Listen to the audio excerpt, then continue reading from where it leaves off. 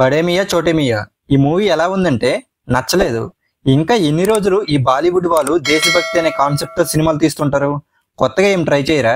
ఆలీ అబ్బాస్ జాఫర్ లాంటి మంచి డైరెక్టర్ నుంచి ఇలాంటి ఒక మూవీ వస్తుందని అస్సలు ఎక్స్పెక్ట్ చేయలేదు. Hello all, welcome to my channel nomadic cinema. Bollywood లో స్టోరీ లేకపోతే కొత్తగా ఏం ట్రై చేస్తాంలే, ఆడియన్స్ కి ఇదే ఎక్కువ అని అనుకుంటున్నారా? ఎన్నిసార్లు తీస్తారు ఇలాంటి మూవీస్? సినిమా అంటే యాక్షన్ సీక్వెన్స్ తో నింపేయడం కాదు, దానికి తగిన ఎమోషన్ కూడా యాడ్ చేయాలి. అప్పుడే ఆ యాక్షన్ సీక్వెన్స్ ఎలివేట్ అవుతుంది. అంతేగాని మాకు ఫైట్స్ వచ్చు, మేము ఫైట్స్ మాత్రమే చేస్తాం, అదే చూడండి అంటే రిజల్ట్ ఇలానే ఉంటుంది. ఇండియన్ ఆర్మీకి సంబంధించిన మోస్ట్ అడ్వాన్స్డ్ టెక్నాలజీని ఒక చోటు నుంచి ఇంకో చోటుకి తీసుకెళ్తుండగా ఒక ముసుగు మనిషి దాన్ని దొంగిలిస్తాడు.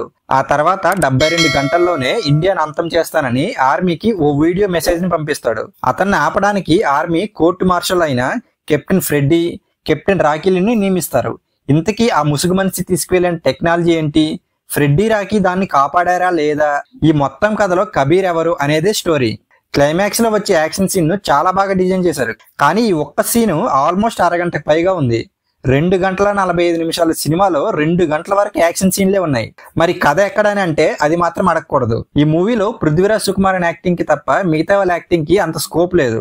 ఇంకా మూవీలో సాంగ్స్ కూడా అంత గొప్పగా ఏం లేవు. ఇంకా ఓవరాల్ గా మూవీ గురించి చెప్పాలంటే స్టోరీ, ఎమోషన్ లేని హై వోల్టేజ్ యాక్షన్ డ్రామా.